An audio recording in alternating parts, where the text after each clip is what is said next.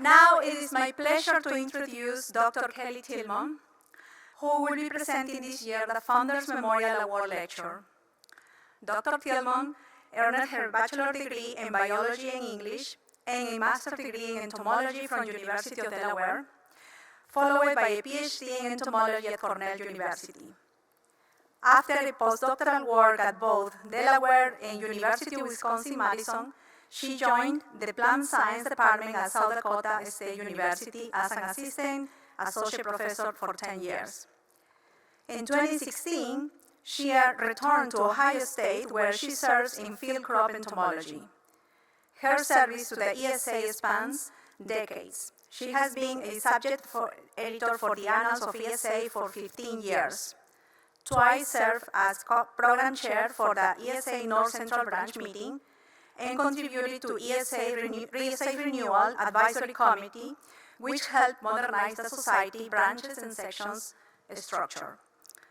Dr. Tilmon will be honoring Maud Doria Haviland, a pioneering British woman entomologist and ornithologist, who conducted the first modern research on tropical tree hoppers, documented maternal care in tree hoppers, and published it extensively across taxonomy, behavior, morphology, and ecology. We are honored to have Dr. Tilmon lead this lecture, and I invite you to please give her a warm welcome.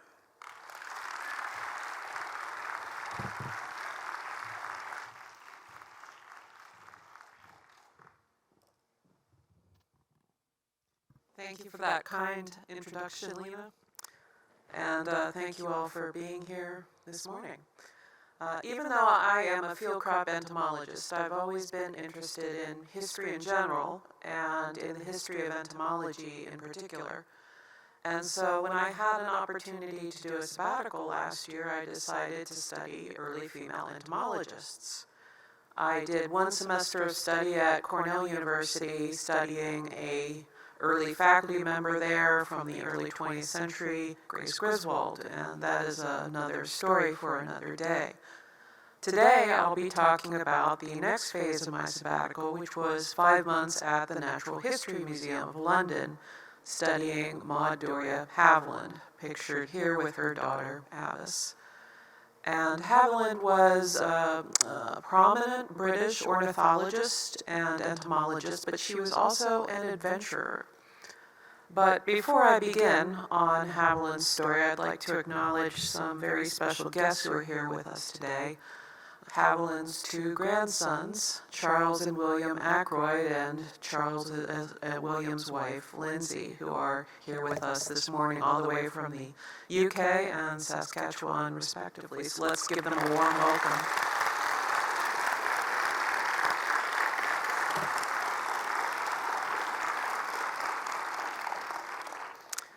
I will talk a little bit about Haviland's life, about her science, and then briefly touch on some of the next steps of my research.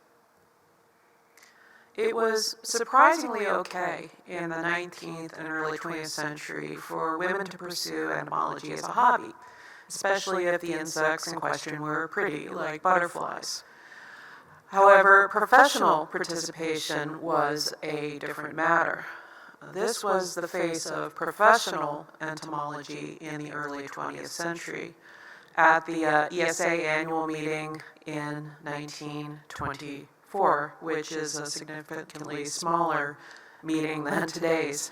And you will see that it is a predominantly male face, but if you look carefully in the crowd, you can spot 4 women. And most notably on the far right is Edith Patch, who was a famous aphid specialist and also the first female president of ESA.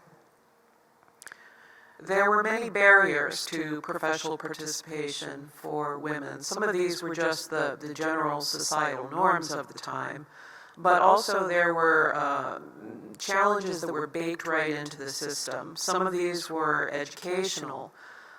Most universities at this time did not admit women. Some allowed women to come and study, but didn't give them degrees. And just one statistic that's illustrative, in 1900 in the US, all of the PhDs granted to women across any field came from only 4 universities. And things were pretty similar in the UK. Just for an example, at the University of Cambridge, women were allowed to study there, but they weren't given degrees by the university until after World War II.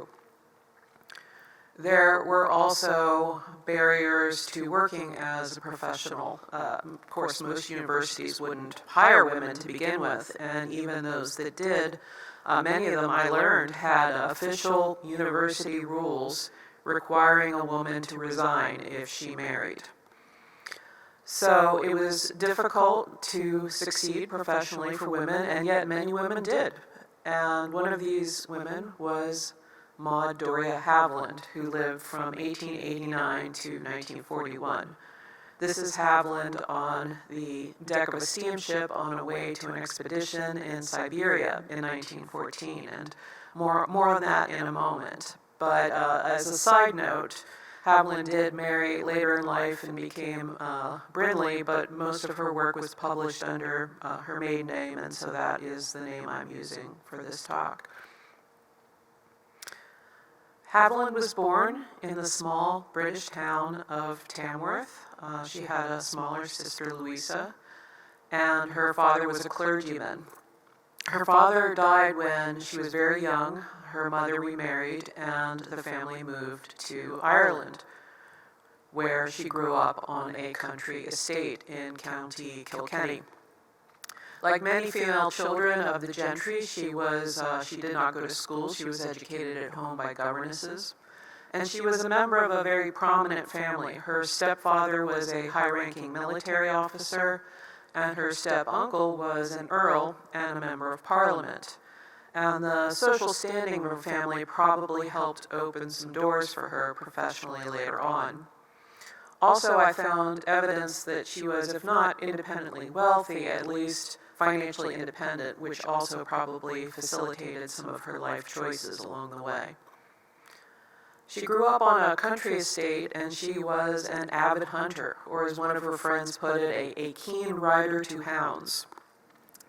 She was also an avid biologist. She taught herself bird dissection and anatomy from books, probably on specimens that she had hunted herself and probably on the dining room table.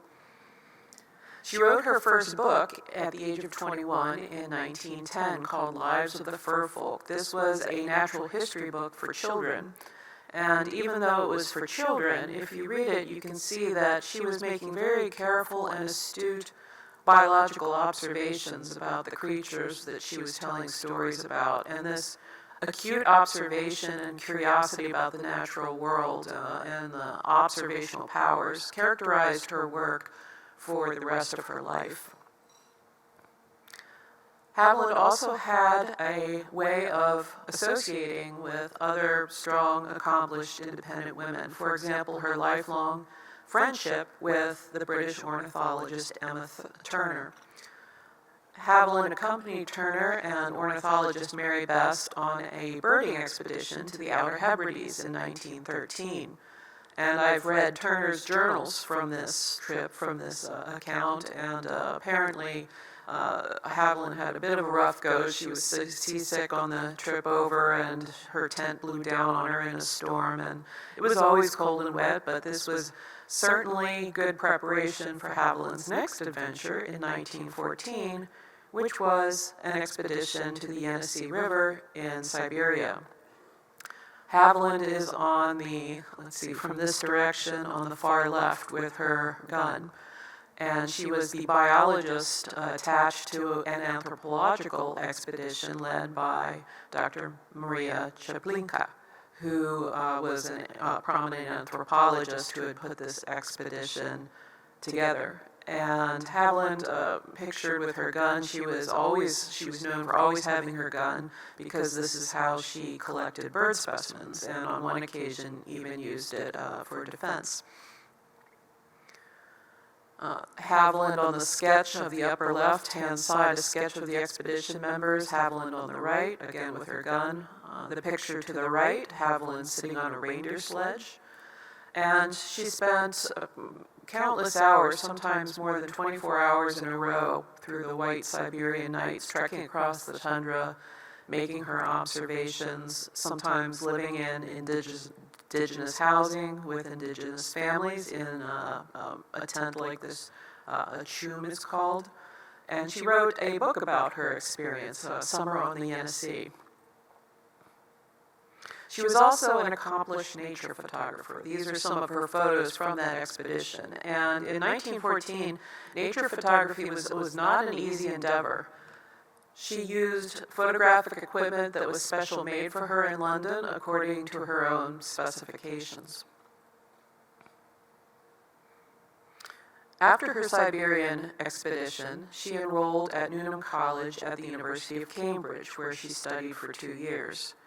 So even though women couldn't get degrees at Cambridge, there were a couple of women colleges where women could enroll, live, and study, and she was at one of these. And this was her first formal education. Recall that she had been educated previously by governesses and self-educated as well. She also studied as a research student at the Zoological Laboratory at St. John's College. This was the forerunner of the modern-day zoology department at Cambridge. And since this was a male college, she had to obtain special permission to study there, which she did. And this is where things like perhaps her family connections and certainly her previous experience and publication record that she had of her own to this point probably helped with this type of entree.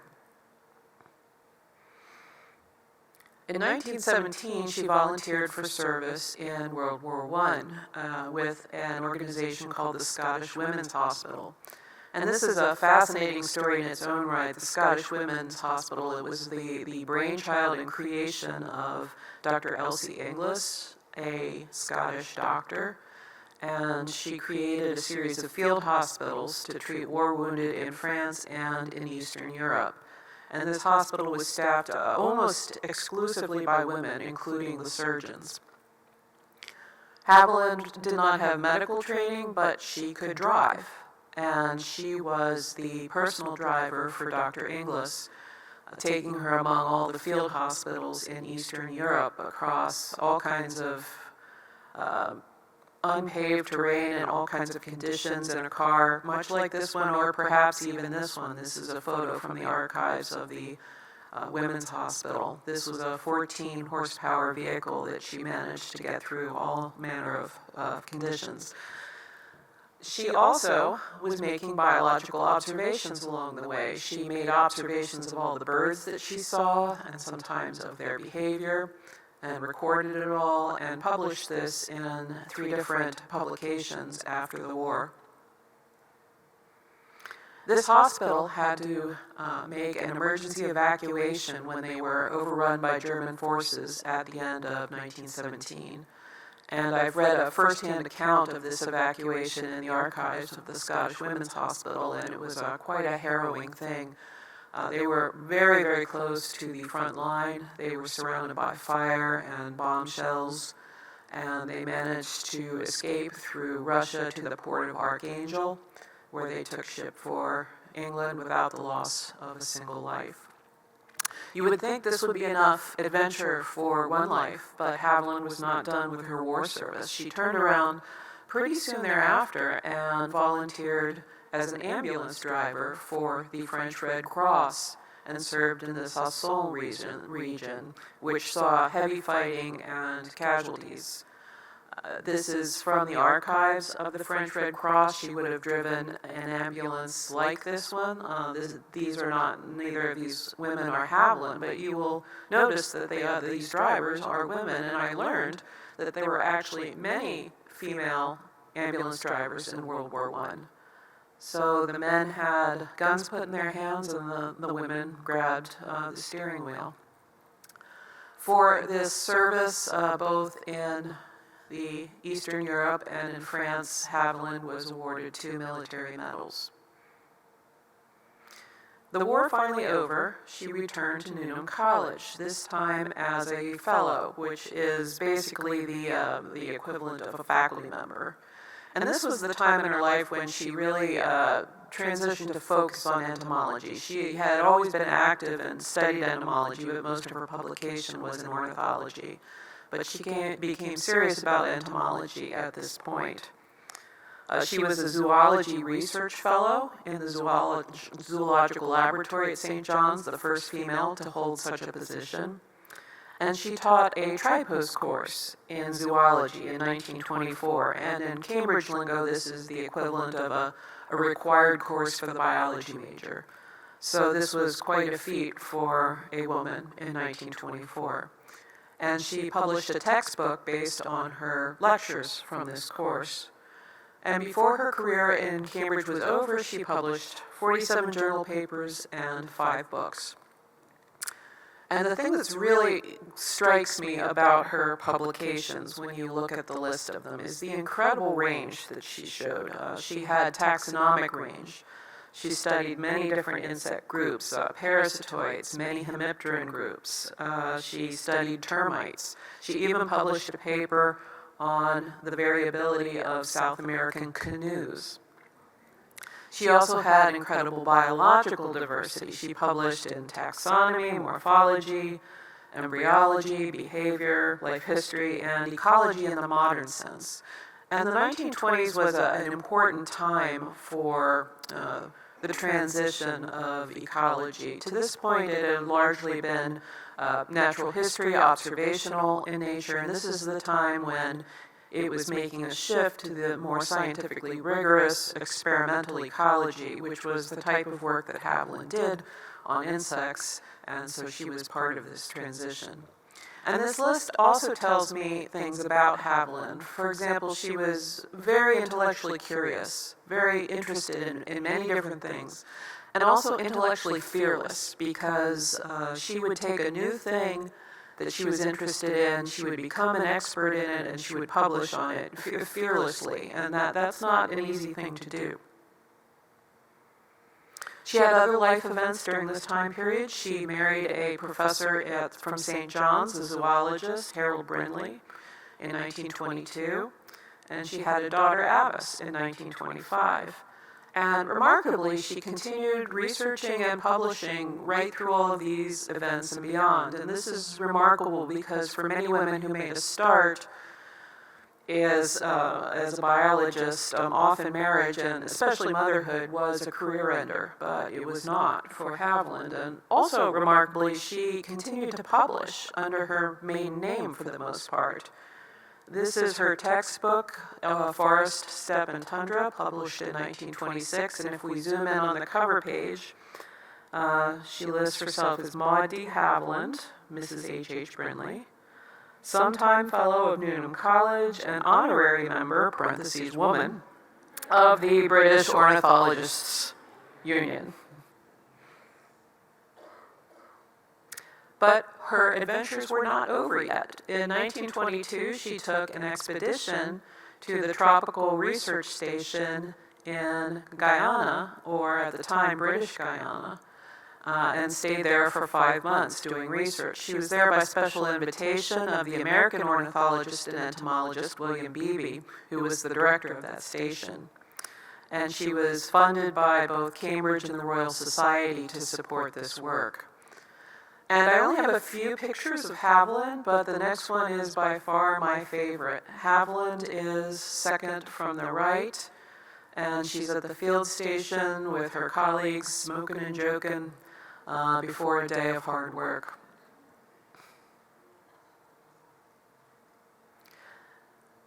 At this field station, she studied tropical membracity. This is a family of insects, the tree hoppers, that often have fabulous forms of the pronotum, often fabulous colors, very, very interesting. And Haviland performed the first true modern scientific in-depth research of tropical membracids. She wrote a very comprehensive and important monograph on tropical membracids, in which she covered taxonomy, life history, and ecology. She described several new species, and importantly, she was the first person ever to experimentally document maternal care in tree hoppers. Many tree hopper species guard their eggs. The females guard the eggs, and some of them even live to guard the nymphs after the nymphs hatch. And this is well known and well understood today, but at the time it was very contentious The first observation of egg guarding by a membracid female was published as an observation by Mary Mertfeldt, who was an employee of C.B. Riley. But this observation was hotly contested by the reigning membracid expert of the time, William Funkhauser, who said that this was just a womanly fancy, and that the females were with the egg masses because after laying the egg masses they were and this is his word, too sluggish to move away. Haviland was certainly aware of this controversy, and she performed a series of experiments with a tropical Bulbinota species. This is one of the less colorful of the tropical membracids. Some people think it is a mimic of caterpillar turds, as you can see why. But she performed a series of experiments where she pretty comprehensively documented that the females were doing this on purpose to guard the egg masses, and also that survivorship was thereby improved. She softened the blow for Funkhauser by naming one of the species in her monograph after him. She also had considerable aphid expertise, and she was recognized as early as 1915 as an expert in this group because people were sending her specimens for identification. And she published, in the Hemiptera, she published 25 papers, the majority of which were on aphids and also aphid parasitoids. And she was especially interested in parasitoid morphology and development, and this is some of her finest work. This next slide is from her insect collection in the Natural History Museum, London, and it is a cross-section of a second instar Ophidius urvi larva dissected from the host. And we might look at this today and say, well, okay, that's nice, but so what? But when you recall, this slide was made in 1919, and if you think about how primitive microscopy was at that time and how primitive sectioning equipment was at that time, you recognize that this is very painstaking, exacting, fine work. Also, her dissection and illustration of the fine structures of parasitoid larvae that she published are again, extremely exacting work, which are proved to be accurate and useful to this day. She was also an avid collector. She left a collection of thousands of insect specimens, meticulously curated across many different insect orders to the Natural History Museum, London, including this specimen, which was collected on her Siberian expedition in 1914. She also led a life of continued service. She was an active member of many scientific and community organizations, and she even trained, at the outbreak of World War II, as an ambulance nurse and was part of the Cambridge Ambulance Corps. And Cambridge had a large military hospital where they treated recovering war wounded, and these soldiers required transportation. Haviland died in April of 1941 at the age of 52. I'm very sorry to have to tell you that she took her own life, and we don't really know why. My work on Haviland continues. I have some more archives I'd like to visit, but the real gold mine is this. This is a collection. Just a few months ago, I was able to make contact with Charles Haviland, one of her grandsons, and he had a collection of her field notebooks and journals and other papers that were in keeping with the family, and he was very generous to share these with me. I was able to digitize them, and the family has plans to donate this material to an archive. And it's all pictured here on the table in the library of Newnham College, her college at Cambridge. And I've just barely scratched the surface of this material, and it's going to take me a while to go through, but I can tell you right now that it is pure Haviland when you read these. Her curiosity about the natural world and her careful, exacting observations and her patience in how she observed things, and her curiosity shine through everything. This next entry was from the 1910 journal, the first field journal, when she was only 16 years old. And I don't know about you, but I wasn't recording observations in journals at the age of 16. And she writes, there is a burrow inhabited by rabbits in the badger earth. I know it is used, for I have blocked the entrance with leaves in the evening, and have found them displaced in the morning. I wonder the badgers do not try and dig them out. I believe I heard a rabbit thump inside.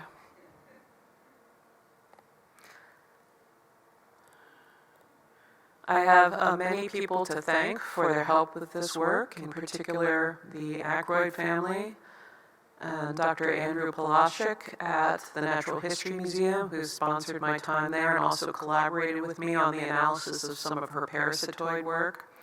I have many other archives and libraries to thank for their help. I thank you for your attention, and as you regard this tropical membracid, I'll be happy to take your questions.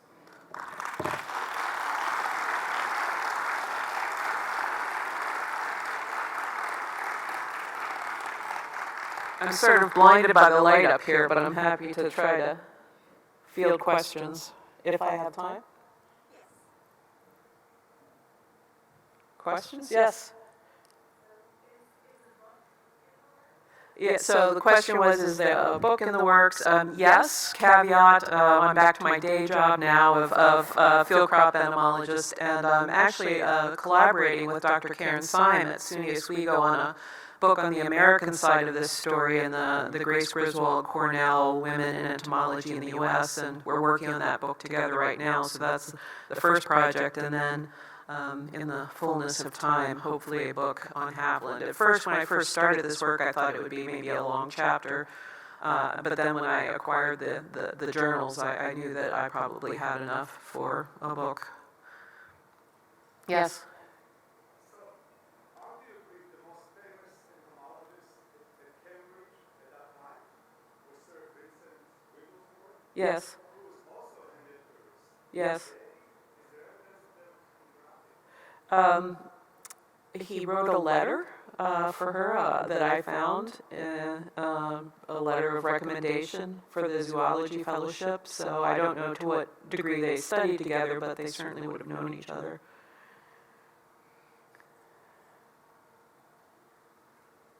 Yes?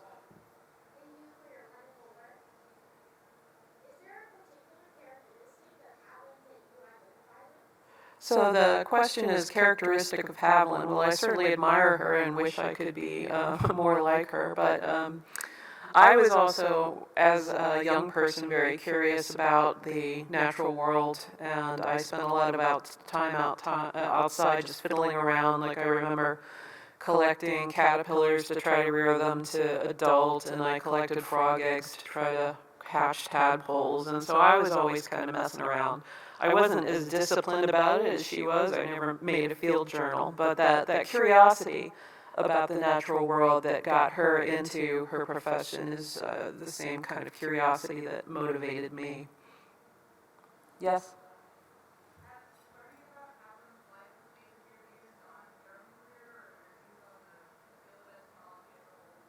So the question was, has learning about Haviland's life changed my views on my career or career in entomology as a whole? Well, this entire project, not just Haviland, but also the study of Grace Griswold, made me even more fully appreciate just how difficult it was for women of previous generations to make it in this field, and the challenges that they faced and what they just had to like grit through and overcome. It's really incredible what they did. And for example, Edith Patch was a director of the Maine Agricultural Experiment Station, and she had to work her first year without pay because the directors didn't know if a woman could do the job. So imagine that, okay, we'll let you try the job, but we're not going to waste money on you till you've proved yourself. I mean, this is what these women had to put up with, so it's put my own little troubles that I've had, and sure there have been little barriers to me that I think have been gender related, but trivial compared to what these women did. So I just have a real sense of gratitude to the women who came before and forced their way through these barriers, because their participation then made it possible for women like me to participate today. Yes?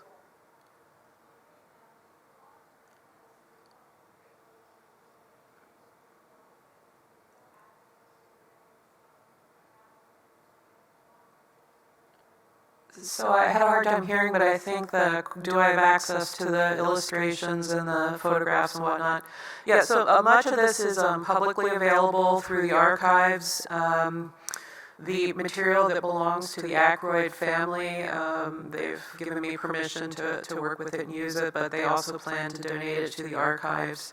And so the process of acknowledging the source of material is similar to in a scientific paper. So if I use journals from X archive, I would acknowledge that I got them there.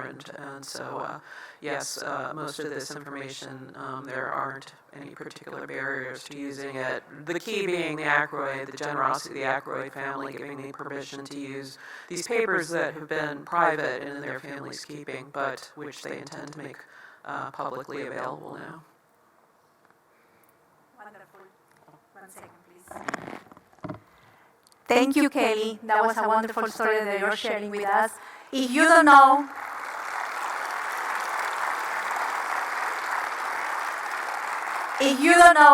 Kelley took a sabbatical year to investigate about Mrs. Haviland, and we appreciate because, as you can see, the performance has been incredible. So, and also thank you to the family for being here. We are honored that you are here to celebrate also Mrs. Haviland.